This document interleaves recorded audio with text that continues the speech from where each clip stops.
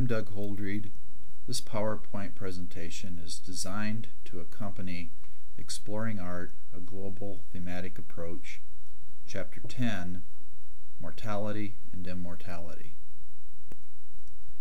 In this chapter we look at early tombs and burial places, including some of the furnishings, some of the things that are found within the tombs, and the development of cemeteries and burial buildings such as mausoleums.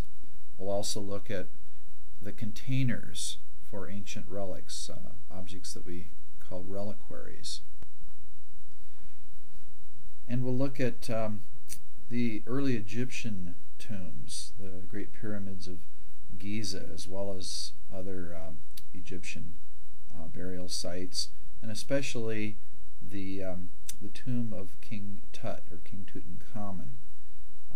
We'll look at some of the wall paintings that have adorned the insides of tombs as well. It's impossible to talk about Egyptian art with talking about their beliefs about the afterlife and immortality. The Egyptians had a complicated idea about the human soul. They believed that there were several parts to the soul. One of those parts, called the Ba, was able to travel, and this was the part of the soul that went outside of the tomb to get provisions for the departed soul. Another part of the soul was called the Ka, and this was the part that needed a lifelike statue to dwell in, which is the reason for a lot of the artwork that we have from ancient Egypt. The tomb of King Tut, or Tutankhamun, is a particularly important example of Egyptian art because it somehow escaped being pillaged by grave robbers, which was the fate of most of the kings, or of the pharaohs' tombs. And what we see here is the sarcophagus or tomb of King Tut.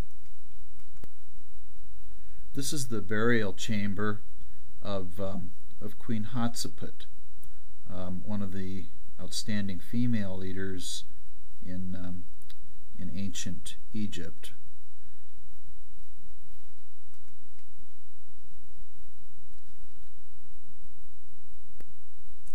While we may immediately think of the ancient Egyptians in connection with funerary art, most ancient civilizations had elaborate practices connected with honoring their dead, including the Etruscans, who built burial mounds and sarcophagi and a lot of the things that we often think of in connection with the ancient Egyptians.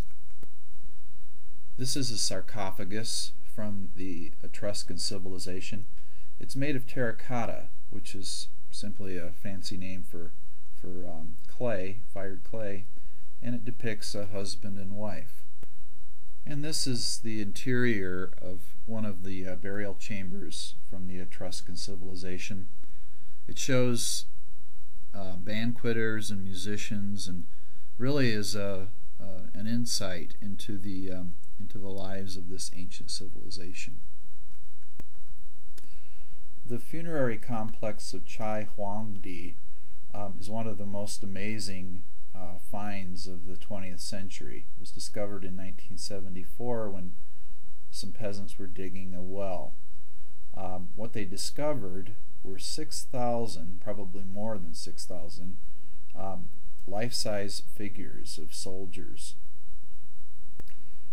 In this instance, rather than trying to relocate these works of art, a museum was built right on the site, right on top of the terracotta soldiers. Again, terracotta is really just another word for fired clay. We also have funerary art that is connected with ideas about immortality from the Moche civilization in Mesoamerica, in Central America. In Peru, 250 tombs have been discovered, mostly during the 1980s and 90s. The peanut was considered to be a sacred food among these ancient people, and objects like this peanut necklace were among the objects found within these burial tombs. Another example of a burial included in the text is the Viking ship burial. Of course, the sea and travel upon the sea was very important to the Viking people, and using a ship was part of their burial ritual. Also buried along with the ship were numerous objects of importance to the Viking people. Here we see the Viking ship, sort of a fortunate find, since wooden objects rarely survive as long as this one has. Elaborate burials and burial sites, burial rituals did not end with the ancients. During the early Christian period, we also have important burial sites and artwork connected with them. The early Christians buried their dead in the catacombs, which were underground chambers below the city of Rome. And when the Emperor Constantine legalized Christianity, the importance of Christian burials not only continued, but became increasingly important.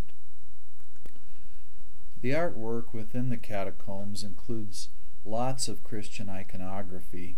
One of the most popular images within the catacombs is that of the Good Shepherd. These are not very sophisticated works of art. They weren't really meant to be works of art in the sense that we think of art, but rather reminders to the faithful of the stories and of the tenets of their religious belief system.